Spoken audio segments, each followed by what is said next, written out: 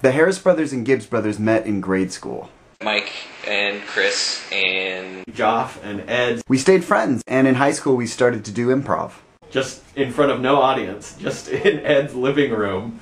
And then we joined, or went to try and join Tacoma's chapter of theater sports, and we thought we were amazingly hilarious. We were going along, and then this group of motley crew of high school students showed up and demanded an audition, and they said they were going to join our troupe, and it was like, oh, well, who are these, young bucks here? Well, it turns out they had been running a cable access show called Under the Mailbox Theater. 2 seasons of 14 episodes each. And it was something that aired Wednesday nights at 8:30 on TCI Viacom Channel 29. Their audition just blew us away. I don't even remember trying out, I just remember being on stage all of a sudden. Fools Play did not debut as Fools Play. It was a different run completely, because it wasn't like one large troupe together, it was a bunch of different teams. And whichever team at the end of the night had most points would be the winner. So we had actually formed a team which was called Weightless and Unable to Function. Weightless and unable to function. I found myself weightless and unable to function. I don't really know what we were doing. I just remember going on stage and being crazy. Quick scenes that were more like games and exercises than actual, story-based. We didn't even have a notion of what Fools Play would be when we first started. It was the theater sports brand. Essentially, you become a franchise. If we just craft our own show, we can, not have to pay that licensing fee, and so we did. It was an amazing transition. Ernie the Magical Gift-Giving Cactus presents Fools Play Improv was a lot of fun. It was still pretty crazy. There were a lot of performers. Ernie was a magical gift-giving cactus. It's in the title. That cactus was actually my cactus, and I killed it by taking it to shows. I started watching at the Tacoma Little Theater. As I recall, there were always like sets and props on the stage that changed periodically as they were doing different performances at that theater. There was a band. Yeah, that was Joff. It was this band of amazing musicians and me, because I had just been playing bass for like a year or something like that. At one point I was in the band. I don't play an instrument. We started branching out into new ways to try and come up with the type of comedy that we wanted to wanted to make, and the type of stories that we wanted to tell. That led us to working with Jeff Worth. Jeff Worth is an improv guru. The tools that Jeff gave us let us turn improv into jazz. It let us create improv theory. My perspective in relation to improv is I look for ways to provide people tools and to set them free from the rules. Techniques instead of games. It's a different world, and it really opened our eyes to the possibilities of improv. In 1998-99, we moved to the State Theater in Olympia. We went from having huge cast to having like the core cast. We first decided to do shirt colors, and I was actually the original blue fool. I was the red fool. And then Ed stole my color. Bite me, Ed. I used to be the green fool. That was the era that we had Mike Tanner, the green fool. You can be big and broad and just outrageous, and that's completely acceptable. Ballerina dancing. Hanger abortion! Yeah, I love Michael Tanner. I worked at the State Theater in 2001 when I met Fools Play. I got to kind of be a part of the Fools Play show by doing the lights, and so I got to see all their shows and just became absolutely enamored with their sense of humor and knew that I wanted to be a part of that someday. Moving from the beautiful State Theater to the dilapidated Studio 321. Studio 321, that strange hovel. As an audience member, it was very interesting being in that little rundown building. The building is slowly sinking into the ground. You would have to go down a street too, and you're in the warehouse district, so it looks really, really seedy. We found a rat in there once. It was probably the best move we've ever made. It was our space for the whole time. There were no sets. We got to have a primetime show. It really felt like a home. Studio 321 started making Fools Play an event. It was the only thing to do in Olympia, but it was also the best thing that could have ever happened to Olympia, in my humble opinion. Yeah, it was pretty clearly what we wanted to be doing every Saturday night. And it really felt like you were in an in crowd. There was couches you could sit in. I remember trying to get there first so you could get a couch, and we could get there like really early to get a couch, and if you didn't, you didn't get a couch. Also, after each show, you know, usually we could go out with, you know, everybody and have dinner, get to know people. I really wanted to get invited to Red Robin. So there was sort of like a community. And I guess it made us feel cool. It was a hip thing to do. It was very hipster show. Not really.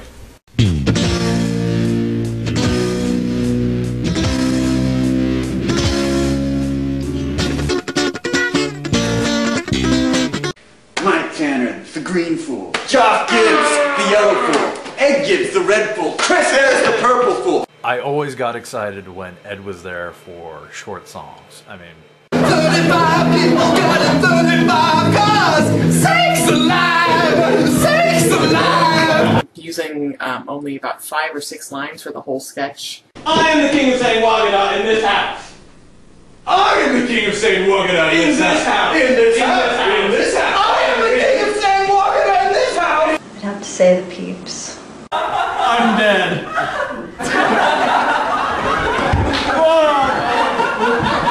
Now, Professor Horace and Cecil. Greetings and welcome to the program. With me as always is Cecil. Say hello, Cecil. All up in your head.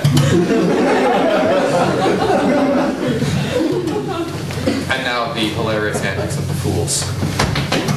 I don't know what to do. What's that about? I Capo is a very strange, recurring joke. I fucking love Nanimo. Oh, the yellow fool is Nanimo. That's all I remember. That's all I need to remember. That friendly little guy who lived under the ocean. I'm a fish boy that came from the top of the ocean. I think that's when Nathan Geyer came in as well. Take it low, yell low. They announced that they were holding auditions. And I said, heck, I could do that. I've been in lots of theater, and it's nothing like theater, but apparently I did okay. 321 was my favorite place to perform because I had been an audience member. When you get up on that stage, it was just really cool. It was like you had really become a fool. Yeah, FPRL is probably my favorite format. FPRL is the Fools Play Wrestling League. You would say, and then, you know, next month is FPRL, and like the crowd would just go ape shit. We filled up Studio 321. There was actually a couple of people, I believe, standing outside the door looking in to watch the show. FPRL was the most popular thing we did, although Fools Play was pretty damn popular just at that time in general. That's when like the New Fool Order with Essa and Jake and Josh Hurd, all that was like their introduction to it. Here I became the Pink Fool. The two apprentices who weren't chosen as the Fool split off and started the New Fool Order. We would come in every week and sort of try to muck things up with the show. It was a lot of fun. We had our own shirts. And later Ed became kind of the leader. Oh, don't laugh! We realized we could build this arch of a storyline over time. We stopped performing at Studio 321 because the city condemned it. Probably should never have been a community theater. They kicked us out and kept the frickin' building open for a year. Just left it open. Like, no, you have to leave. So we can be there and sink into the ground on its own. Like, well, we could at least expedite that with packing the house. Come on. So they totally razed the building, and it's no longer there. That venue, that tar paper shack, is home to some of the best nights of my life. Who cares? Just tear the thing down. Just tear it down and salt the earth. I also blend that era in when we were in the Mariah Arts Center. Mariah Arts Center was pretty cool. It had like a really nice stage. It It was weird to perform at the Mariah Art School. Performing in what is effectively an elementary school? Like a preschool setting. Every day at the start of the show we had to kind of clean up the toys.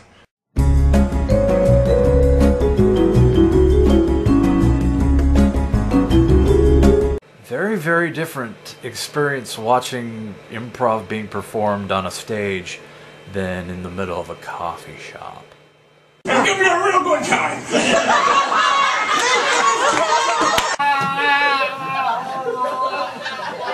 Fools Play is creativity.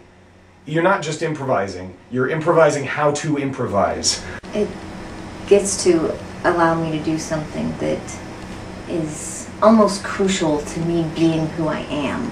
What did you think of the singing that's so far? I think we should blossom! Let's blossom! I really got to be a part of something that was truly special. They are able to make the audience feel like they're a special part of the show,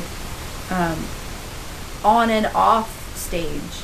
Fools Play will always be kind of a safe place for me. That you could go and you didn't have to worry about certain social standards. You could just really just have fun. Fools Play definitely helped me find confidence and like-minded people, and it's been an important part of my life growing up. I was told at the age of 13 that I basically should not be acting in what I do now as being I'm a professional actor. It's what I do, actually. On my resume, I actually have, under special skills, Fools Play Improv as the first thing listed. It's not just that Fools Play is the jack of all trades, they're the king of all trades. We have tons of different schools of improv that we try to incorporate into our show as much as possible. There's a lot of effort in performing, but there's a lot of effort in making the show too, and that's what I really pour my heart into. Collaborating on ideas with people for characters, structures, formats, putting it up on stage week after week. I haven't missed a show in a long time. And you know, I get to do this with people who I love. The concepts that we make are just the arbitrary rules that grown-up kids make to structure the play that they would have done without structure when they were kids. The longevity of Fools Play. For that to happen, it has to be something that's in the heart.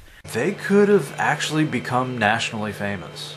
They kind of kept the show as a little secret to all but a few in Washington State. It's a shame, but if anybody's actually watching this, then you've got to know that you're one of the privileged few and you've been given an amazing gift by seeing Fools Play in action. Guys, isn't it beautiful? Hey, let's just be. I have better things to do. My name's Skip. Don't make too much noise. No kissing until after the date, okay? I can't promise anything. For you.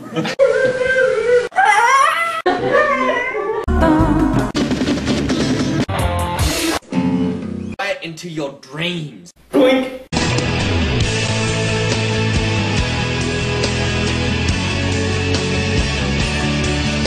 I never expected that it would keep going like this. 15 for me, 20 for you.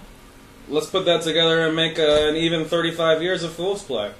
Here's to 20 more years. You have moments where you go, this is the last time I'm going to be on stage doing this character with this person, and then you kind of, it really sinks in, but you know, it's been a lot of fun, and I think we did good work. Josh, the show's not ending. There's a show next week. We've got shows to the end of the year. What?